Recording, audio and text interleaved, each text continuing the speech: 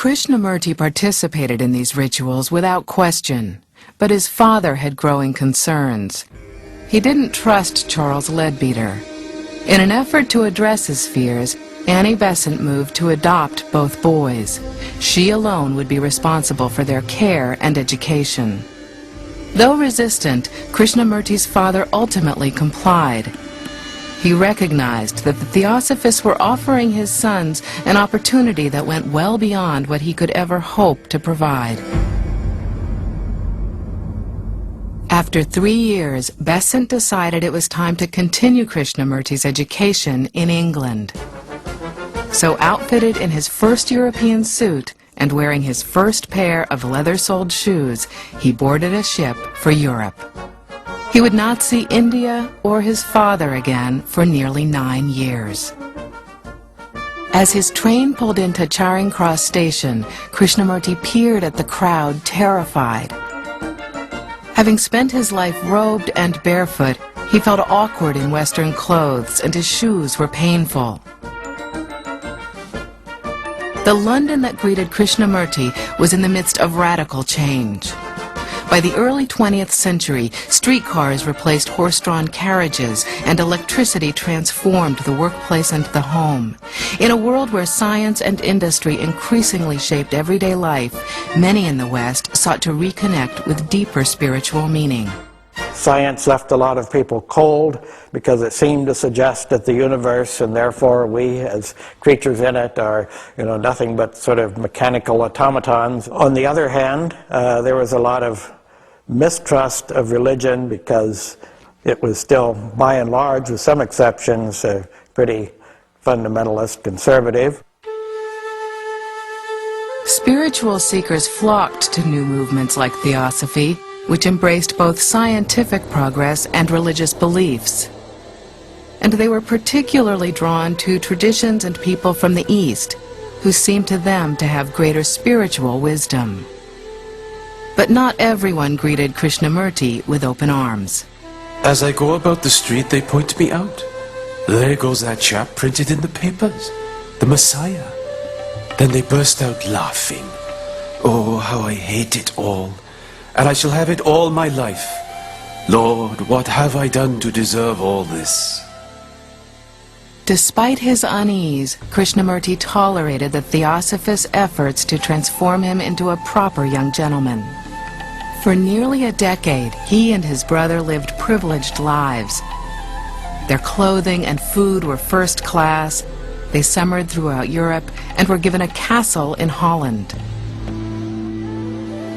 But as much as Krishnamurti was welcomed by the upper class, he felt himself an outsider. He began to establish his own opinions and his own voice. When I went to Europe for the first time, I saw how people amused themselves trying to forget their unhappiness, thinking that they were solving their problems by drugging their hearts and minds with superficial excitement. Annie Besant had surrounded him with assistants, secretaries, and tutors, and Krishnamurti rarely had time alone. He lived a luxurious life, but he was denied the one luxury most important to him: privacy. I dream and dream of a different life. There is a rebellion within me, surging quietly but surely. To what purpose, I don't know. I would like to weep a good long weep. I want to go away from everybody to some beautiful, cool, secluded spot.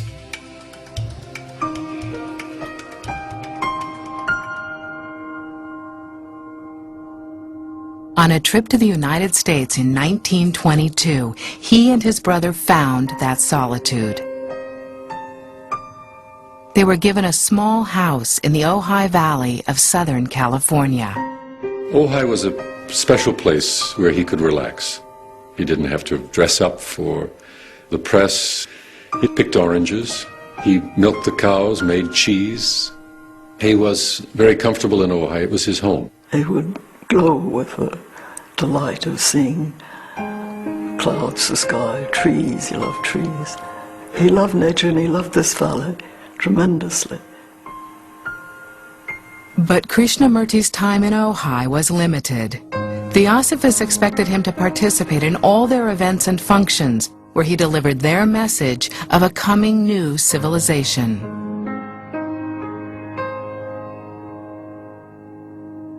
By the mid-1920s, the once shy and awkward teenager had grown into a mature and sophisticated young man and a magnetic public speaker.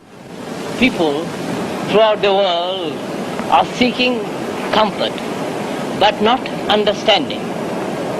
And as long as they seek comfort, they will never find spiritual comfort, because behind it there is no true understanding of life.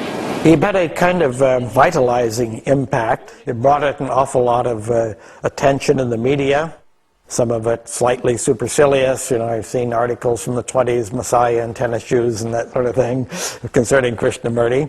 But nonetheless, you know, they were talking about him, they were talking about the movement. A lot of people are looking for religion that suits what they want. So they listen to him. I don't think there was a huge amount of either ridicule or adulation. I think that he got a little of both, just like every other teacher.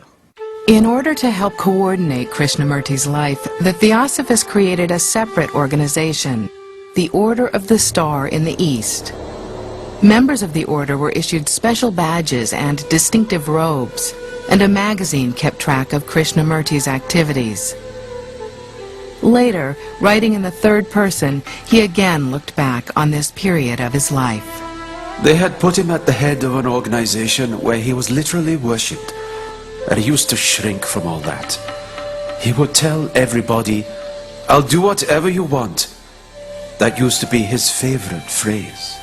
Still, Krishnamurti hid his dislike of all the pomp and ritual that surrounded him. He was devoted to Annie Besant and didn't want to disappoint her. He always spoke of Annie Besant with the greatest affection. He would say, Amma did this and Amma said this. Amma, of course, being the Indian word for mother. So there was the greatest affection all his life. But through it all, his main source of support had been his brother, Nitya. Since their days as boys in Adyar, the two had rarely been apart.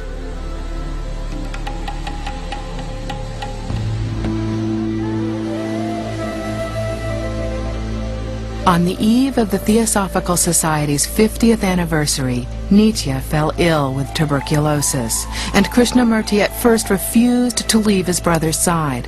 But the Theosophists persuaded him that they had divine awareness. They said they knew that nothing would ever happen to Nitya. So in late September 1925, Krishnamurti left for India. He took this trip to India, and the telegram arrived in the Suez Canal that the brother had died here in Ojai. That was, I think, the great tragedy in Krishnamurti's life. I think his brother was the closest human being to him.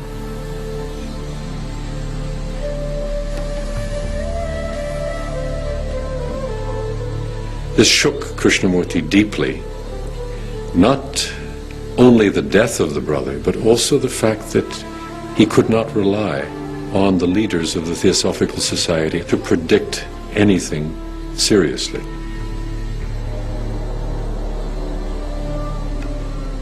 Between the Suez Canal and Bombay, Krishnamurti went through a deep transformation, which seemed to shake the very roots of his relationship with Theosophy. He felt he could not trust these authorities any longer. Not just particular people, but the effect of authority on the mind. And when he arrived, he was a different person.